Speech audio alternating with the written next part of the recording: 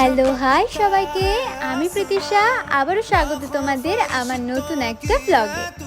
তোমরা তো দেখতেই পাচ্ছ আমি রেডি হয়ে গেছিলাম একটু ঘুরতে যাব বলে। ওর অফিস ছিল সেদিন ছুটি, তাই ওর সাথে ঝটপট বেরিয়ে পড়লাম ঘোরার জন্য। আর এরকম ঘোরা না আমাদের মাঝের মধ্যেই হতে থাকে। যেদিন যেদিন ওর অফিস ছুটি থেকে থাকে সেই দিনটা সারাটা দিন হিসাব মতো বলতে পারো আমরা একসাথেই কাটিয়ে থাকি। কারণটা হচ্ছে সারাটা সপ্তাহ আমাদের একদমই দেখা হয় না। ও ব্যস্ত থাকে অফিসে যাওয়া আসা নিয়ে, আমারও কাজ থাকে, ব্যস্ত থাকি।